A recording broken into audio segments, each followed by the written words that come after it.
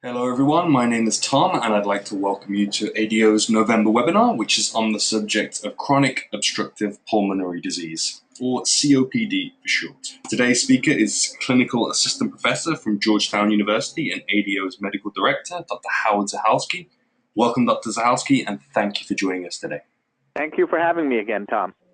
So today we are going to talk about COPD. You've probably heard a lot of people say or read a lot about people with COPD, but we're going to start with an explanation of what those letters actually stand for, which is Chronic Obstructive Pulmonary Disease. Remember that word obstructive. We're going to get back to that. When talking about COPD, COPD isn't really one disease. It's actually two diseases in one. There's two different facets to COPD. One is called emphysema, and one is called chronic bronchitis. Many people have one or the other, but a lot of people have the combination of the two of them.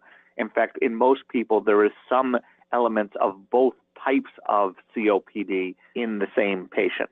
Now, when thinking about COPD, the first thing I want to do is get a good picture of your lungs in your mind. And so what I want you to picture in your mind for right now is a cherry tree, you know, the kind that bloom in Washington, D.C. in the spring, in full bloom. The cherry tree will have a trunk, then it will have some larger branches, then it will have some smaller branches and some smaller and some smaller. And finally, at the tips of the smallest branches are the flowers. And what you see when you look at a cherry tree in bloom is all of those flowers. That's the first thing that catches your mind.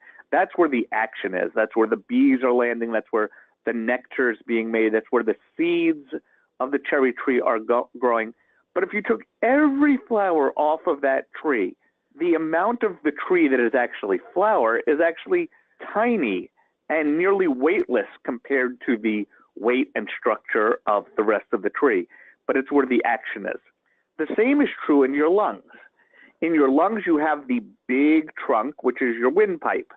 You then have smaller and smaller branches where the air flows through your lungs, but the action where the oxygen actually gets into the blood to circulate around the rest of your body is only at the very tips of the smallest branches in what's called alveoli.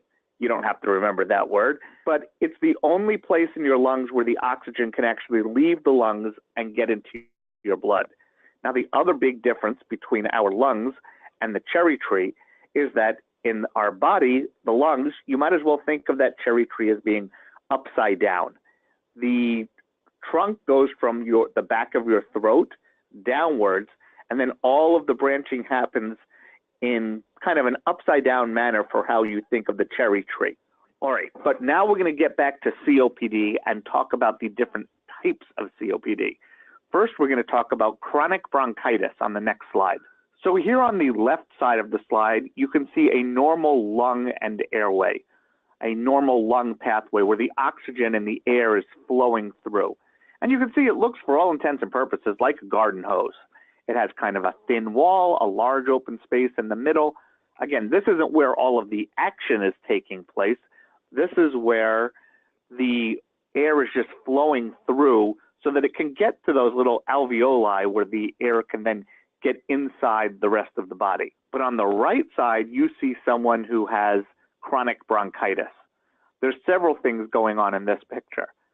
The hole that the air can travel through is much, much thinner. Why? Because the wall, instead of it being a nice thin garden hose wall, it's now a very, very thick wall. That's because the wall of the breathing tube has been inflamed. And then because this wall is inflamed, it has started to secrete mucus. It started to ooze. Think of it like you slammed your thumb with a hammer and it got a cut. Maybe that cut's a little infected and you have a little bit of yucky stuff oozing from your thumb and the thumb is big and red and swollen. That's what a chronically abused air passage looks like. Swollen, oozy, and because of that, the hole where the air can pass through is much, much smaller. The analogy I like to use is it's like trying to breathe through a straw. People with chronic bronchitis with inflammation of their air passages end up having a lot of shortness of breath and they end up coughing a lot because of all that drippy mucus that stimulates those cough sensors in your lung. You try and cough to bring the mucus up. But because only some of it is the mucus and because some of it is just the walls of the breathing tube are thickened, you're never able to feel like you've brought all of the phlegm up. Now, the other half of COPD, which we'll see on the next slide, is emphysema. Here you have a nice chain link fence. The point of this is what those alveoli look like, deep down in your lungs. There's big open spaces where the air can pass through, but there's a lattice-like structure. In that lattice, in where you would see the chains of the chain link fence, are the blood vessels that are traveling in a crisscross shape through your lungs. And as the air blows through the lattice, the blood vessels that are inside that lattice structure grab the oxygen and bring it to the rest of the body. In order for this to work properly, there need to be a lot of crisscrossing blood vessels right up against the area where the air is traveling through. Now, a big difference between this chain link fence and the lungs is that the lungs are much more fragile. Here, if I were to cut one little piece of that chain link fence away, it would still essentially stand up like a popsicle stick on its own. But now imagine each one of these chains on this chain link fence was as thin as a spider web or even thinner, so that if you were to cut one little thread, one little piece of the lattice, then lots of the surrounding structure would kind of fall apart. And that we see on the next slide in emphysema. This was the best analogy that I could find looking on the web for good pictures. Here you have someone has cut a hole in the fence and pulled down, but essentially it's the same thing that would happen in the lungs if you break a few of those lattice strands. The rest of the lattice structure collapses on itself, leaving a big open area and a lot of crushed lattice up against each other at the bottom of the cutout fence. This creates a big problem for your lungs. Air still will pass through very nicely through this big gaping hole in the lungs, but it becomes useless air, even though the air is going back and forth, because there aren't blood vessels weaving in and out through that area where the air is going. The oxygen in that air is unable to be transferred from the air you're breathing outside into your blood vessels and circulated around. The blood vessels that are there, they're kind of crushed against the bottom of the hole there. There's a lot of blood vessels in a small area. The amount of air that goes past them isn't enough to satisfy all of those blood vessels. So you have blood traveling through the lungs in the broken areas that can't get enough oxygen, and oxygen traveling through the big hole where there's not enough blood vessels. In medicine, we call this a VQ mismatching or shunting, but all you need to know is that it makes the lungs very inefficient and unable to use the oxygen that is traveling through the lungs. This is the hallmark of emphysema. When you look at an x-ray of someone with emphysema, you can see big holes in the lungs like this, where there's no blood vessels passing through, and we call them blebs. So this slide is to remind me to talk about the obstructive nature of chronic obstructive pulmonary disease. Here you have someone getting examined, and when that doctor examines him, they'll usually say, take a deep breath in. Why don't doctors say, take a deep breath out? Well, it's because when you're breathing, in is active and out is passive. You may never have thought about that in yourself before. When you're resting in between breaths, it's not with a full lung of air. Usually it's at the end of breathing out, because you use your muscles of your chest to pull air into the body, but then you just relax and let the air flow back out of your body naturally. When you have COPD, when you have emphysema, those blebs can trap air in there and not let the air get out. And more seriously, in chronic bronchitis, when you have those swollen, mucus-filled, tight air passages, when you actively breathe in and take a deep breath and pull the air into your lungs, you can get the air in your lungs. But then when you relax, the air can't get out because you're not able to push it out. It's supposed to go out passively and can't push past those mucus and swollen blood vessel blockages nearly as easy. What happens then? well, then you're stuck with some air that you were supposed to breathe out that's still stuck in your lungs after you finish breathing out. You haven't completely emptied your lungs before your next breath. So then when you go to take your next breath, you can't breathe in as much because there's still some air trapped in there. That's the obstructive part of COPD. The air gets into your lungs but gets obstructed on its way out. So with each breath, you can't get a full breath of air because you still have some air, some useless air, trapped from the breath before. When you combine that with the emphysema, where even the air that you breathe in, some of it goes to useless areas with no blood vessels, it's easy to understand why people with COPD can have so much trouble struggling to get the oxygen they need and can start to feel so short of breath. So now that we understand the mechanism of COPD, we're going to talk about the causes of COPD. And there's number one biggest cause of COPD out there. And with no surprise, you will see that on the next slide. Cigarettes.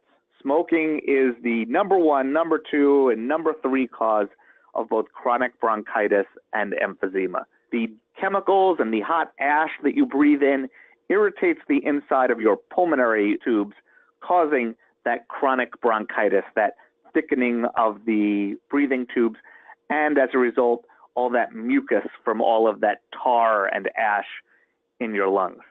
Also, the chemicals that you inhale dissolve through that lattice work and can cause the collapse of the lattice structure and the emphysema that we saw as well.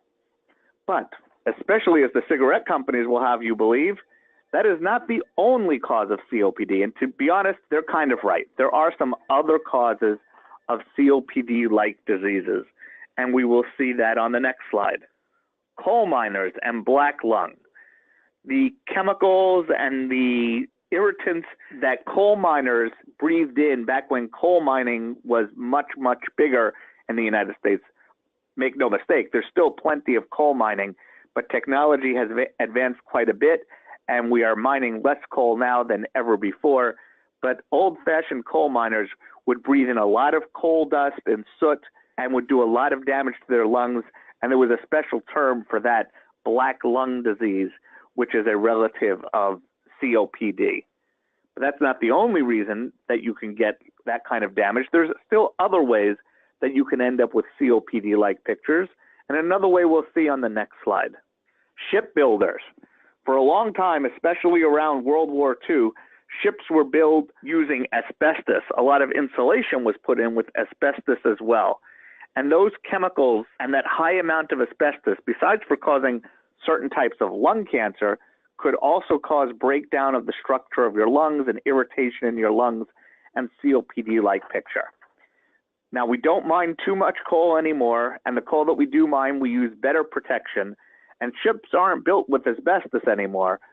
So there's much less excuse for new people to get COPD from those two ways, and cigarette smoking is moving even further in front as the leading cause of COPD these days. But whether you were in one of the industries we mentioned, or whether you've just had too much trouble quitting smoking, now you have COPD. There has to be something we can do, and yes, there are several things that we can do, the main ones of which are inhalers.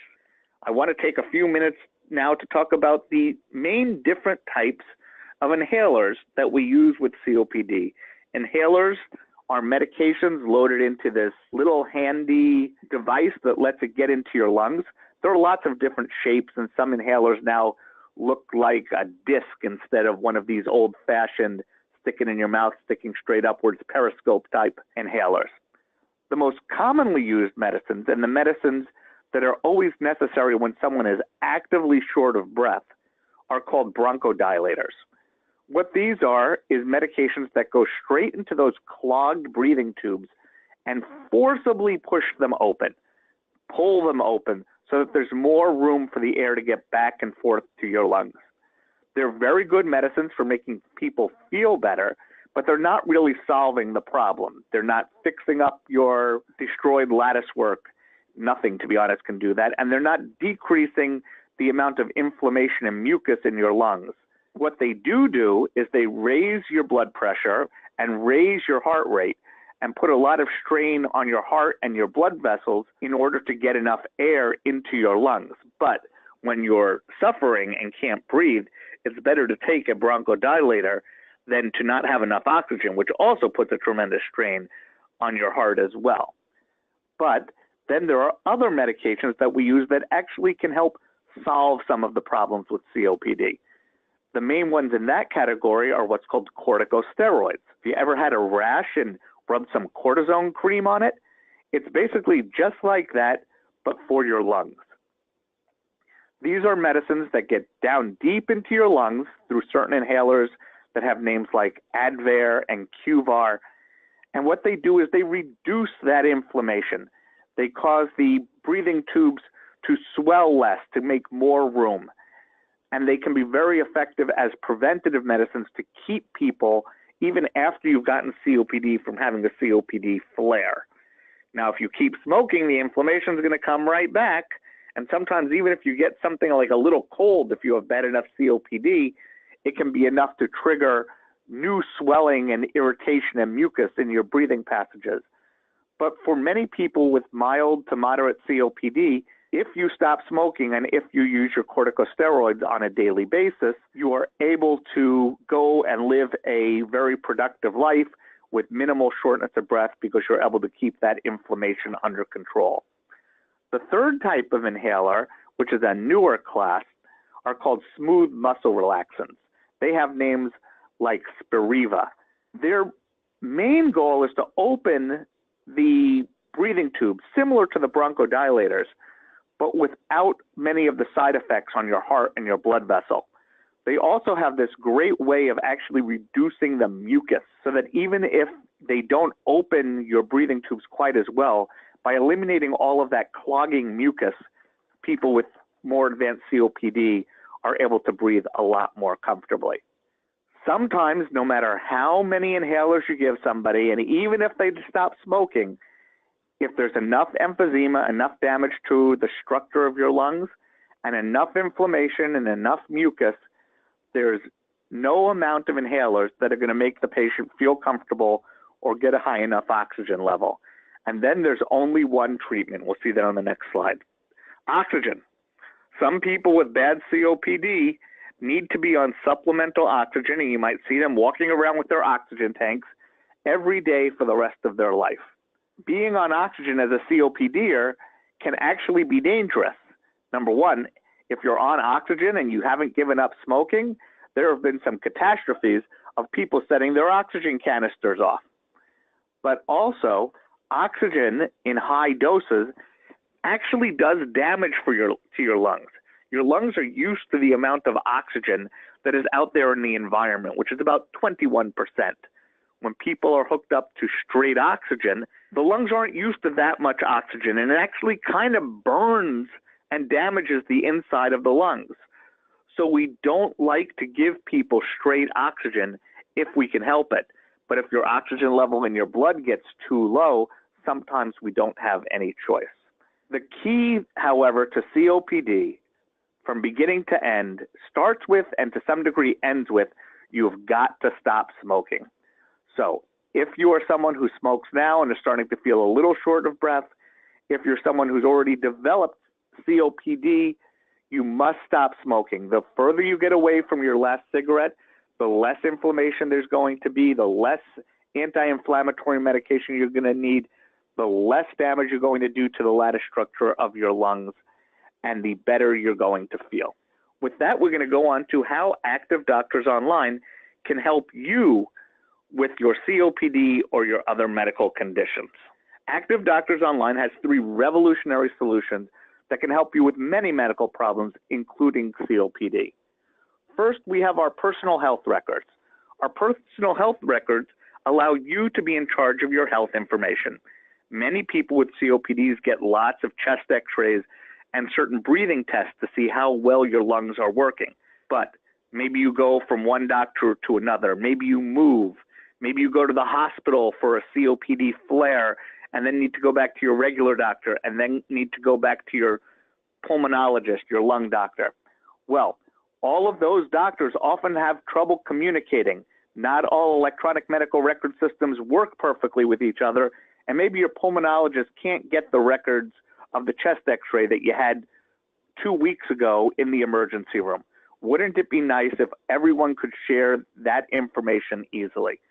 If you're a member of Activ Doctors Online, it is that easy. We can help you upload all of your information, help you gather your information from all of your different doctors and the hospital, so that when one doctor needs information that was just gathered 2 weeks ago, you don't have to repeat tests. You don't have to get your information lost.